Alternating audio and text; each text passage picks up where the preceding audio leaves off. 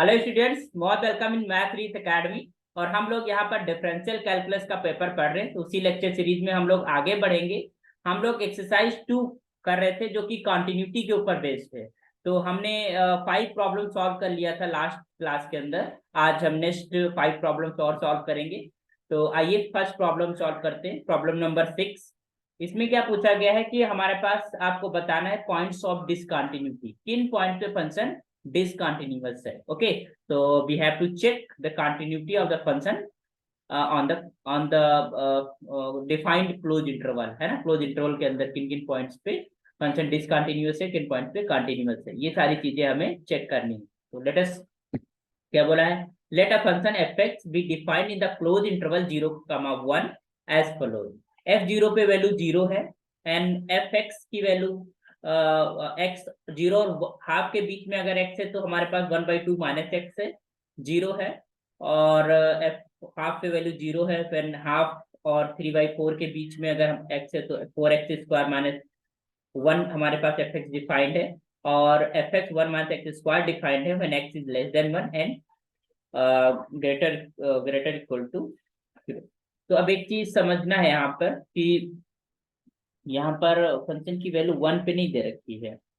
तो 1 पे हमारे पास जो फंक्शन है, मतलब क्लोज इंटरवल है, तो हमारे पास फंक्शन की वैल्यू 1 पे भी गिवन होनी चाहिए थी ताकि वो फुल डिफाइंड हो जाता। क्योंकि यहाँ पर I think just right here less और इक्वल टू, यहाँ पर इक्वलिटी आप लिख दीजिए, ठीक। क्योंकि यहाँ पर हमारे पास क्वेश्चन के अंदर फंक्शन की वैल्यू 1 पे नहीं दी हुई है ना। क्योंकि इंटरवल क्लोज इंटरवल 0, 1 पे डिफाइंड है फंक्शन, इसका मतलब उस इंटरवल के हर पॉइंट पे फंक्शन की वैल्यू होनी चाहिए।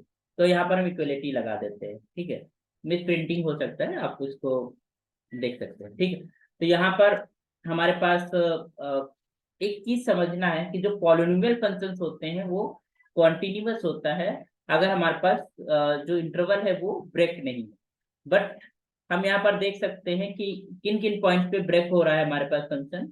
एक तो 0, 0 पे हमारे पास दूसरा फंक्शन डिफाइंड हो गया 0 से पॉजिटिव पे। उसके बाद हाफ आ गया, फिर 3/4 आ गया। तो ये पॉइंट्स हैं जिसपे हमें कंटिन्यूटी को चेक करना है, ठीक है। और 1, 0, हाफ, 3/4 एंड 1। तो यहाँ पर हम पॉइंट्स है जिनपे हमें चेक करना हो। इनके अलावा अगर कोई पॉइंट है जिसपे हम बात करें हाफ और 3/4 के बीच कोई भी वैल्यू ले, तो उसके लिए फंक्शन तो यही रहेगा। और फंक्शन यही रहेगा तो पॉलिनोमियल है। पॉलिनोमियल क्या होता है, कॉन्टिन्यूअस होता है। बट जो ये इन पॉइंट्स हैं जैसे कि हाफ हो गया, 3/2 हो गया, इस पे अदर अदर फंक्शन डिफाइंड है।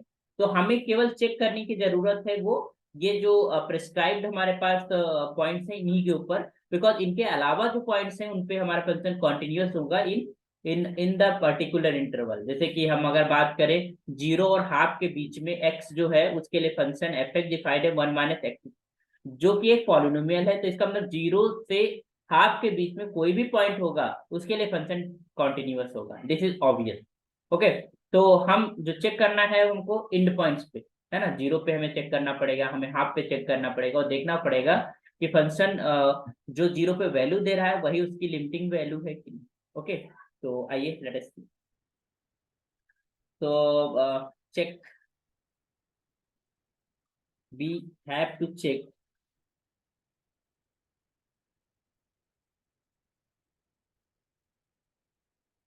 continuity at the point x is equals to 0, 1/2, 3/4 and 1। एक चीज है, जो इंड पॉइंट्स हैं, अगर किसी क्लोज इंटरवल में हम कंटिन्यूटी की बात करते हैं तो जो इंड पॉइंट पे हमें जब चेक करना होता है तो यहाँ पर हम राइट हैंड लिमिट को हम चेक करते हैं। Right hand limit should be equal to value of the function. और यहाँ सॉरी हाँ, और यहाँ पर हम लेफ्ट हैंड जो लिमिट होगा that should be equal to the value of the function. और हम वहां पर फिर उस इंटरवल थ्रू आउट इंटरवल हम कंटिन्यूस बोलते हैं। तो जो इंड पॉइंट्स है इस पे हमें चेक करना होगा। ओके, क्योंकि other than the one one के उनसे ऊपर वैल्यूज के लिए हमारे पास एक्स की वैल्यू फंक्शन डिफाइंड ही नहीं है। तो डिफाइंड नहीं है तो हम कोई वैल्यू की बात ही नहीं कर सकते। तो एट एक्स बराबर 0। ओके, जीरो पे फंक्शन की वैल्यू क्या है, ये zero, that is your given. जब हम लिमिट निकालेंगे तो राइट हैंड लिमिट निकालेंगे, L naught L, right hand limit eight A. So this is R H L, right hand limit. You can say limit x tending to 0 plus of x। अब ध्यान दीजिए, slightly more than to zero, है ना, slightly, उसके लिए function कौन सा defined है, this is half minus x. You can just से this is limit x tending to 0 plus and that will be half minus x। और पॉलिनोमियल है तो simply put x is equals to 0, so it will be 1/2 minus 0 and it will be 1/2। तो हम यहाँ पर देख पा रहे हैं, this implies this right hand limit, this limit x tending to 0 plus of fx, that is your 1/2, is not equals to f0, value of the function at 0, at 0। So this implies function, given function is not continuous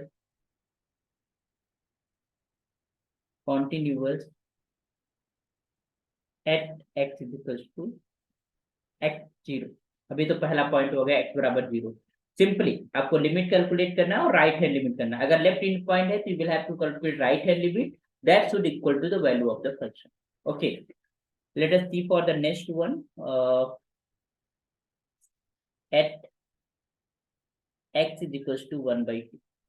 1/2 पे अब left hand limit भी निकालना होगा, right hand limit भी निकालना होगा, function की value भी निकालना होगा। ठीक है, तो गिवन है, दैट इज गिवन फंक्शन की वैल्यू जो है तुम्हारे पास f of 1/2। फंक्शन की वैल्यू हमारे पास इस पॉइंट पे क्या गिवन है, लेट अस सी, हाफ पे 0 दिया है। ओके, तो अब हम लेफ्ट हैंड लिमिट और राइट हैंड लिमिट दोनों कैलकुलेट करते हैं, that should be equal to 0। तो लेफ्ट हैंड लिमिट की जब हम बात करेंगे तो हो जाएगा limit, this is your x tending to 1/2 minus of fx। अब इसके लिए फंक्शन कौन सा आएगा, when x is slightly less than half then function will what, the function will be your when x is lies between half and 0, that will be 1/2 minus of x, and put in the place of x is half, this is 1/2 minus 1/2, ये क्या आ जाएगा, it will be equal to 0। तो left hand limit तो 0 आ गई। Simply function हम समझ पा रहे हैं कैसे पुट करेंगे, ये आप लोगों को आता है बहुत अच्छे से कि 0 मतलब हम अगर कह रहे हैं कि x is tending to half from left side, left side मतलब फ्रॉम द मतलब x is less than half, अगर लेफ्ट साइड से जा रहे हो तो x मतलब हाफ से छोटा है, और छोटा है तो उसके लिए फंक्शन क्या हो जाएगा, ये वाला डिफाइंड है, that is equals to half minus x। Okay, तो यहाँ पर हमारे पास जो वैल्यू आ जाएगी दैट विल बी 0। और राइट हैंड लिमिट की अब हम बात करते हैं, तो उसके लिए हमारे पास स्लाइटली ग्रेटर वैल्यू जहां पर हो x की, तो this limit x tending to 1/2 plus of this is fx। तो इसके लिए तुम्हारे पास this is limit x tending to 1/2 of plus, अब इसमें फंक्शन हमारे पास कौन सा आएगा, जो आपका फंक्शन हाफ और 3/4 के बीच में हो, that is your 4x² minus of 1, you can check। Okay, अब इसमें आप पुट कर दीजिए 1/2, तो you can just put here. आप इसको h के फॉर्म में भी कन्वर्ट करके कर सकते हैं, but it is a polynomial, you can directly apply the limit. Okay, h is tending to 0 and you in the place of x you can put it here 1/2 plus of h का whole of square and minus of 1। अब यहाँ पर h बराबर अब 0 put करेंगे तो same value मिलेगी, this is 1/2 का whole square and minus of 1, and it equals to 4 into 1/4 and minus of 1। What you got from here, you will get this is 1 minus 1 is equals to 0। तो हमारे पास जो right hand limit है वो भी 0 आ रही है, तो this implies what, this implies limit when this x tending to 1/2 of fx is just equal to 0 and that equals to value of the function at half। यही तो था, 0 ही था। तो इसका मतलब फंक्शन कॉन्टिन्यूअस है at x is equal to half से। क्यों? क्योंकि हमारे पास लेफ्ट हैंड लिमिट किसके इक्वल आ रही है, that is equal to right hand limit. Clear? तो राइट हैंड लिमिट और लेफ्ट हैंड लिमिट इक्वल है, इसलिए लिमिट एग्जिस्ट करेगी और वो जीरो के बराबर होगी, और फंक्शन की वैल्यू भी हाफ पे जीरो है, इसका मतलब फंक्शन क्या है, कॉन्टिन्यूअस है। तो दिस इंप्लाइज गिवन function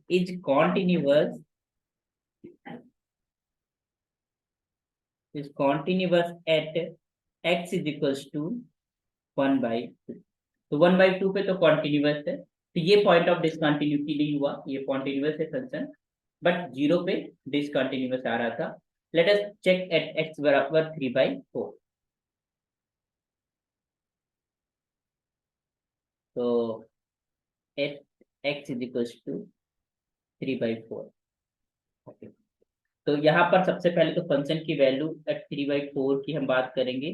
तो यहाँ पर इन्होंने फंक्शन की वैल्यू गिवन ही नहीं है, नहीं क्योंकि डिफाइंड है तो शुड बी देयर। तो यहाँ पर आप इक्वलिटी लगा लीजिए, क्योंकि ये थोड़ी सी प्रॉब्लम में मिस प्रिंटिंग है हमें लग रहा है। तो आप यहाँ पर आप इक्वलिटी लगा लीजिए, आप यहाँ पर फंक्शन को करेक्शन है उसको सही करेक्ट कर लीजिए इक्वेशन के अंदर, ठीक है। तो यहाँ पर जैसे, क्योंकि यहाँ पर 3/4 लेस देन दिया है, 4 मतलब वैल्यू नहीं दिया है, तो just put it here equality, यहाँ पर इक्वलिटी आप पुट कर लीजिए, है ना। तो दिस इक्वलिटी मीन्स कि फंक्शन की value at 3/4 is what put the value is here. Okay, तो फंक्शन जो हमारे पास डिफाइंड है एट 3/4 के लिए, तो एफ 3/4 की वैल्यू अगर निकालना है तो when equality is there, equality किस में है, आपके थर्ड टर्म में, तो इसका मतलब उसके लिए जो एफेक्ट्स लेंगे वो लेंगे 4 और एक्स स्क्वायर। एक्स स्क्वायर का मतलब है 3/4 का होल स्क्वायर माइनस ऑफ 1। तो यहाँ पर क्या आ जाएगा, 4 इंटू 3 9/16 माइनस ऑफ 1। तो ये हो जाएगा 4 1 जा 4 और एक 4 4 जा 16। तो ये हो जाएगा तुम्हारे पर 9/4 minus of 1, and that will be take LCM, this is 9 minus 4/4 and it will be 5/4। तो ये तुम्हारे पास वैल्यू आ गई किसकी, फंक्शन की एट 3/4।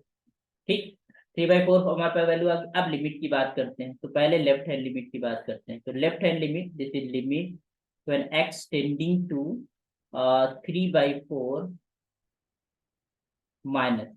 तो इसके लिए फंक्शन हमारे पास क्या हो जाएगा, जिसमें x लेस देन 3/4 है, तो this is limit x tending to 3/4 minus function सही हो जाएगा 4x² माइनस 1। तो क्लियरली इस पे लिमिट हमारी वैल्यू क्या आ जाएगी, सिमिलरली जो अभी हम ऊपर कैलकुलेट करा, यहाँ पर पुट कर देंगे 3/4 का whole square and minus 1, and that will be equal to 5/4। अब राइट हैंड लिमिट की अगर हम बात करें, तो it will be limit x tending to 3/4 plus, और इसके लिए अब जो हमारे पास फंक्शन है वो हमारे पास लास्ट वन आ जाएगा, that is equal to limit x tending to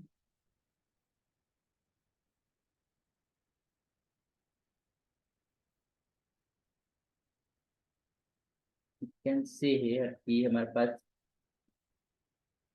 simplify करेंगे तो क्या आएगा, we can just check here. यहाँ पर कुछ गलत हो गया क्या, यहाँ पर सिंप्लीफाई कर लेते हैं हम। तो 4 से 4 कैंसिल, 3 9, तो 9/4 ही तो आएगा, हाँ 9/4 minus 1, and that will be equal to वही आएगा जो ऊपर आया था 5/4। ओके, यहाँ limit x tending to 3/4 plus f x, यहाँ पर जो फंक्शन आएगा वो हमारे पास लास्ट वन आ जाएगा, that will be 1 minus x²। So you can put it here into limit x tending to, यहाँ पर पुट कर दीजिए आप, यहाँ पर डायरेक्ट आप लिमिट रख दीजिए, है ना, क्योंकि पॉलिनोमियल है तो you can able to calculate. तो 1 माइनस 3/4 का होल स्क्वायर, तो ये आ जाएगा तुम्हारे पास 1 माइनस 9/16, तो ये हो जाएगा 16 माइनस 9/16, और ये हो जाएगा 7/16, जो कि हमारे पास ऊपर लिखी हुई जो, तो यहाँ पर लिखिए left hand limit, since left hand limit is not equal to right hand limit but both are existing, है ना, both are exist but both exist. So this implies function is not continuous. Function is not continuous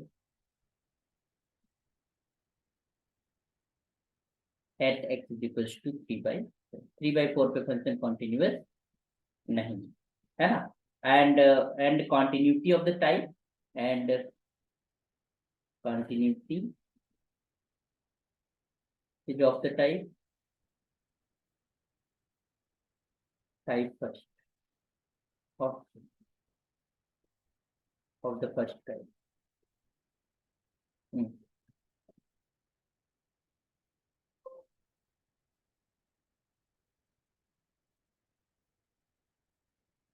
The first kind है ना, continuity is of the first kind.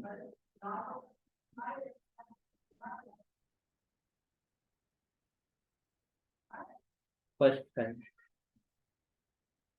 Okay, so continue जो discontinuity of the and its discontinuity is of the first kind की जो है discontinuity, क्योंकि उसमें limit तो exist करती है बट इक्वल नहीं होती. ओके, तो ये तो हमारे पास 3.4 हो गया. 1 पे देख लेते हैं. तो 1 पे तो सिंपली फंक्शन पे लेफ्ट हैंड लिमिट को कैलकुलेट करना होगा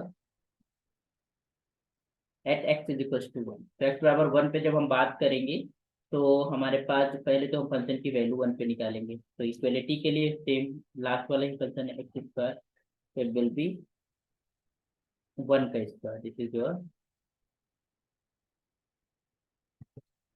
it will be 1 minus 1 square and that will be 1 minus 1 is equal to 0. Function की वैल्यू 0 आ रही. अब लिमिट निकालते हैं लेफ्ट हैंड लिमिट. तो ये हो जाएगा 1 माइनस, फंक्शन तो यही रहेगा 1 माइनस एक्स स्क्वायर. तो यहाँ पर पुट करेंगे तो यू विल गेट 0. तो since left hand limit is just equal to value of the function at 1 and that is equal to 0. तो इसका मतलब कंटिन्यूअस माना जाएगा. This implies this is at x equals to 1 function is continuous. It's continuous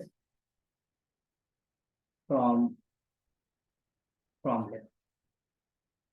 okay, तो continuous from left. तो हमारे पास जो points हैं वो एक तो हमारे पास 0 पे भी हमारे पास फंक्शन डिसकंटिन्यूअस था और हमने देखा कि फंक्शन 3/4 पे भी डिसकंटिन्यूटी शो कर रहा है. बट हाफ पे क्या था, कॉन्टिन्यूअस था. तो पॉइंट्स ऑफ डिसकंटिन्यूटी हमारे पास क्या है, एक तो 0 हो गया और दूसरा तुम्हारे पास 3/4. तो this implies point of discontinuities are, this implies points of discontinuity are x बराबर 0 and 3/4. This is our answer. Okay.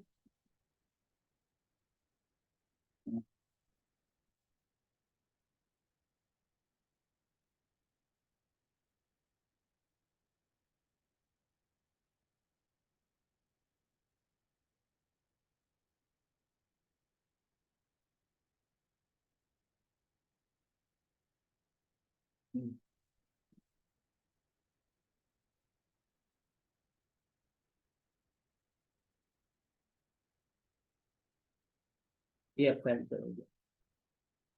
Okay, so points हमारे पास 0 and 3/4 are the answer. Let's C.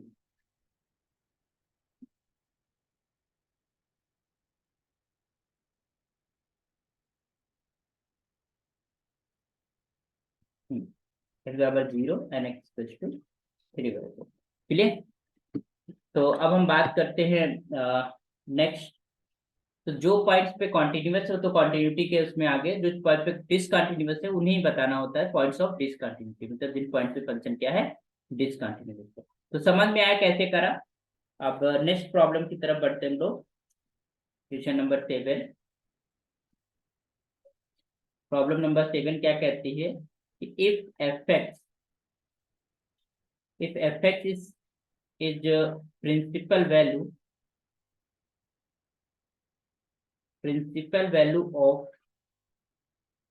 of tan inverse 1 upon x,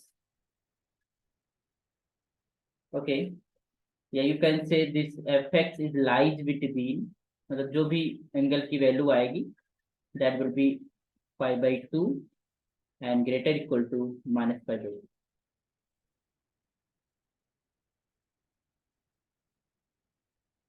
-pi/, okay. So ये है, ये function इस तरीके से defined है, प्रिंसिपल वैल्यू दे रहा है tan इनवर्स 1/x, तो शो करना है, then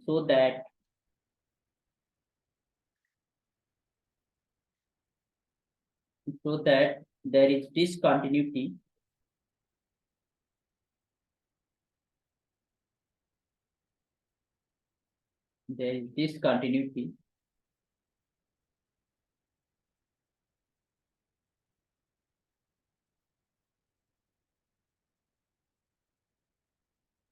in fx at x is equal to 3। ठीक है, तो late us write the solution, simply है, हमें डिसकंटिन्यूटी दिया है, तो पहले x बराबर 0 पे फंक्शन की वैल्यू अगर हम बात करें तो नहीं डिफाइंड होती है ना, बिकॉज फंक्शन की value when x tending to 0 is 1 upon infinity, तो लिमिट भी तुम्हारे पास एग्जिस्ट नहीं, तो फंक्शन की वैल्यू इन्होंने दे रखा है, so that there is discontinuity in f(x) at x equals to 0। तो x बराबर 0 मतलब इन्फिनिटी, फंक्शन क्या आएगा, पाई आएगा, माइनस पाई आएगा, तो उसके लिए पहले लिमिटिंग वैल्यू की हम बात कर लेते हैं। तो आइए जरा गिवन या let this is fx is nothing, this is your tan inverse 1 upon x। पहले हम बात करते हैं लेफ्ट हैंड लिमिट, देखते हैं वो क्या निकलता है। This is limit when x tending to 0 minus, minus की तरफ से हम जा रहे हैं 0 की तरफ, तो this will be tan inverse 1 upon x, and you know that when this limit x tending to 0 from the left, then 1 upon x is just equal to minus infinity। हम इसके बारे में बहुत अच्छे जाते हैं, जैसे जैसे 0 माइनस 0 की तरफ जाएगा x from the left side, the value will be increasing towards to minus infinity, minus infinity तक डिक्रीज होगी वैल्यू, या फिर बढ़ रही होगी उधर की तरफ, तो it will B looks like this is tan inverse minus infinity, और tan में माइनस इन्फिनिटी जो वैल्यू होती है दैट इज -pi/2 पे होती है, ठीक है। The value in this equals to -pi/2 पे, क्योंकि हमारे पास ऐसा ग्राफ बनता है और ये हमें पता होना चाहिए कि this is your pi/2 minus का, और ये हमारे पास प्लस का pi/2, इनके बीच में ऐसे ग्राफ बनता है, ये ऐसे जाता है, this is the graph of tan inverse tan x, है ना। तो tan x का ग्राफ है, तो अगर हम बात करेंगे कि माइनस इन्फिनिटी किस पे रहा होगा tan, इट -pi/2, तो इसकी वैल्यू तो -pi/2 आ गई।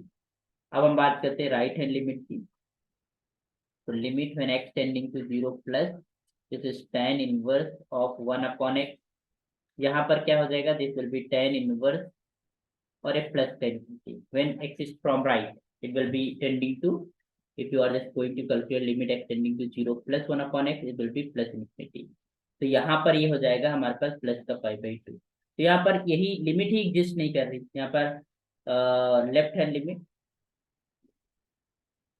This imply left hand limit is not equal to right hand limit at x is equal to 0, और लिमिट ही एग्जिस्ट नहीं कर रही, तो इसका मतलब फंक्शन क्या होगा, discontinuous, this implies function is discontinuous,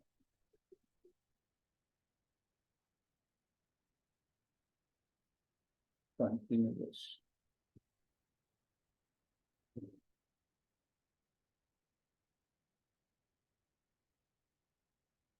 continuous at x is equals to 0। तो यहाँ पर फंक्शन की वैल्यू की जरूरत ही नहीं पड़ेगी, लिमिट ही एग्जिस्ट नहीं कर रही, लिमिट एग्जिस्ट नहीं कर रही, इसका मतलब है कि लिमिट एग्जिस्ट तो करे but they are not equal, है ना, उनकी लिमिट इक्वल नहीं है, ठीक है। तो यू आल्सो से कि and discontinuity is of first kind,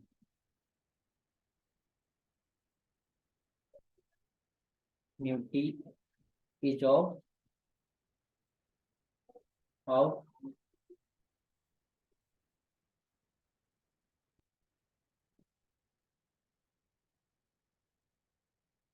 first kind, है ना। तो लेफ्ट हैंड लिमिट एग्जिस्ट करे, राइट हैंड लिमिट एग्जिस्ट करे, but both are not equal, है ना, तो उससे हम डिसकंटिन्यूटी ऑफ फर्स्ट काइंड बोलते हैं, ठीक है। तो this is your solution of the problem number 7। I hope समझ आएगा। सिंपली आपको लेफ्ट हैंड लिमिट निकालना था, राइट हैंड लिमिट निकालना था, both are not equal, both will be not equal actually, okay. तो क्वेश्चन नंबर 8 की तरफ बढ़ते हैं हम लोग, solution of the 8 problem.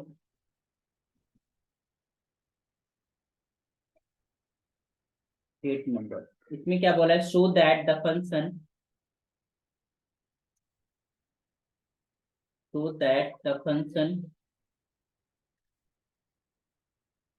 so that the function fx is just equal to x square sine 1 upon x, and when x is not equal to 0, and fx is just equal to 0, and this is x is equal to 0, is continuous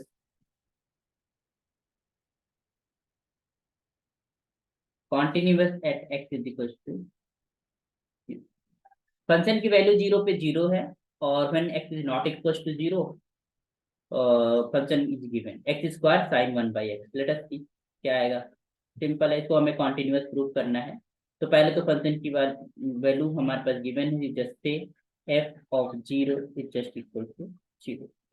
तो left hand limit लिख लेते हैं, let us write the left hand limit, it will be limit x tending to 0 minus, and this function will be same, this will be limit x tending to 0। फिर non zero के लिए हमारे पास limit एक ही function define कर रखा है, that will B x square sine 1 upon x, okay.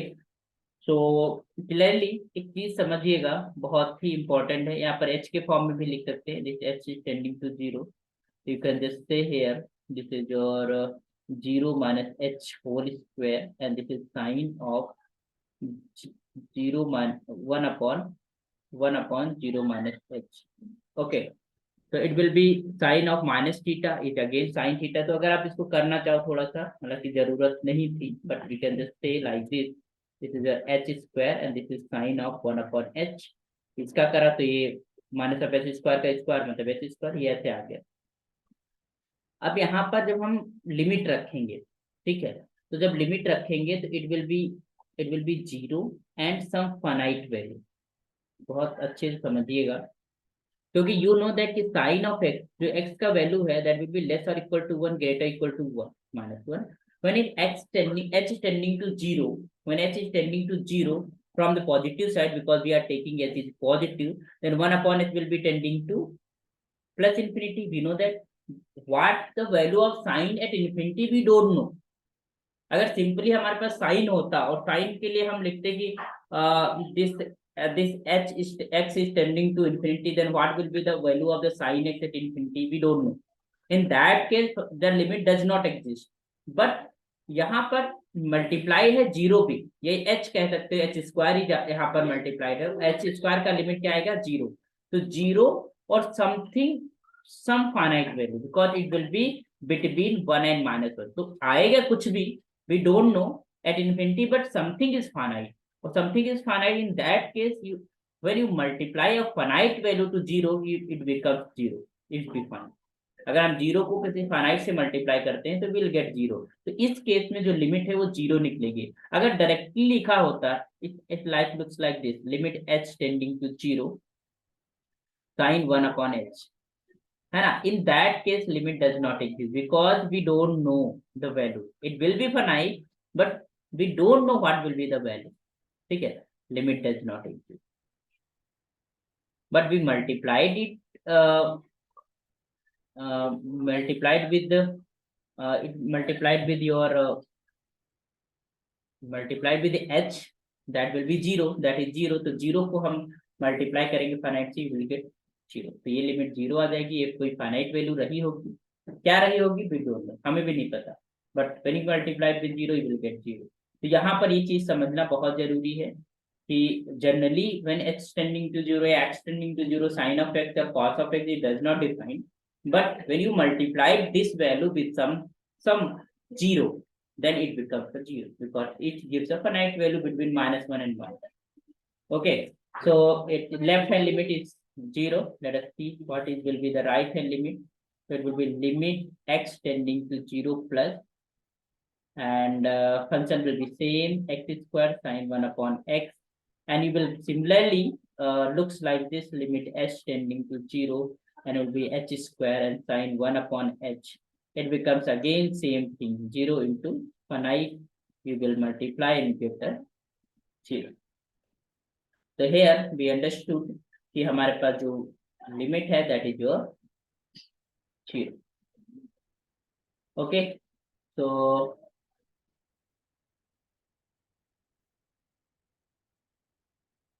okay, so left hand limit and right hand limit is 1.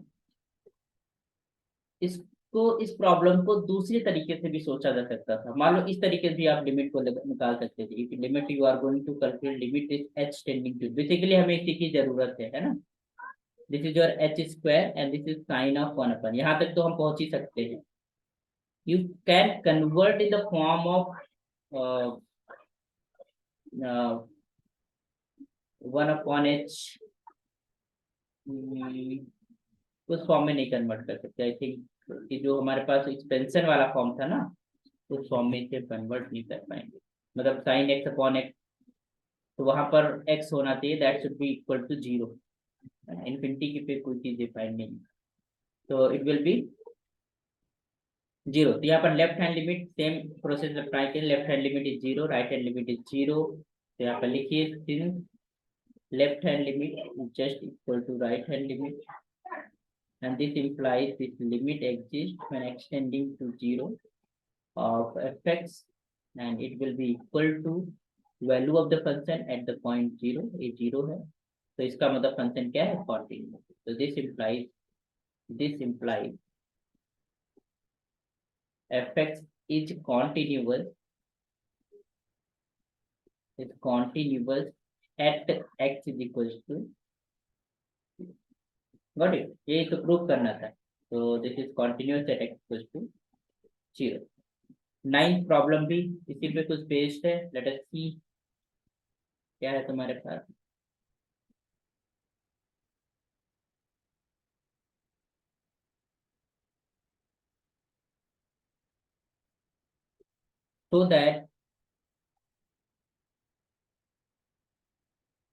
so that the function fx would just equal to 1 plus 2x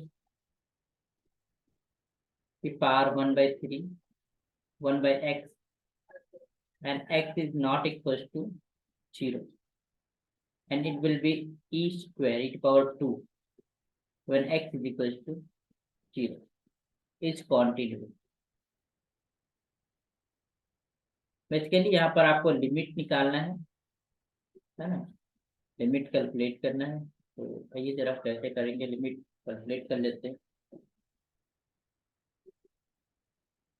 तो पहले limit को calculate करते हैं, देखते हैं क्या. Function की value तो गिवन ही है, तो limit simply limit x tending to 0. Left hand limit right hand limit भी निकाल सकते हैं, या डायरेक्टली अगर लिमिट कैलकुलेट कर पाए तो डायरेक्टली भी कर सकते हैं. तो एक स्टेप में हम यहाँ पर डायरेक्टली लिमिट कैलकुलेट कर ले. This will be 1 by x and this will be limit x tending to 0.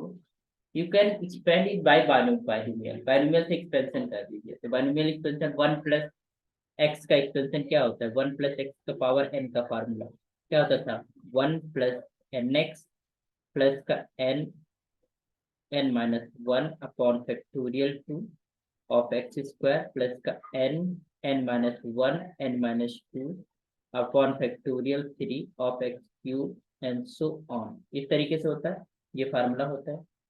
तो we can apply this formula here. It will be 1 plus nx, nx मतलब 2 सॉरी n का मतलब है 1/x, यहाँ पर n यहाँ पर 1/x है, तो पावर ऐसे हो जाएगा 1/x and it will be 2x plus this is your 1/x into 1/x minus 1 and into divided by factorial 2 है ना, n minus 1 upon factorial 2 and x and फिर x का स्क्वायर, x का मतलब है 2x का होल स्क्वायर है ना। फिर इसी तरीके से 1/x into 1/x minus 1 and it will be 1 sorry ये होता है 1/x minus 2, n-2 आ जाता है ना, तो 1/x minus का 2 और हो जाएगा 2x का whole cube divided by factorial 3 and so on. इसी तरीके से हम अदर तुम्हारे पास जो हमारे पास है वो निकालेंगे। तो यहाँ से क्या मिलेगा 1, ध्यान दीजिएगा क्या क्या कैंसिल हो रहा है।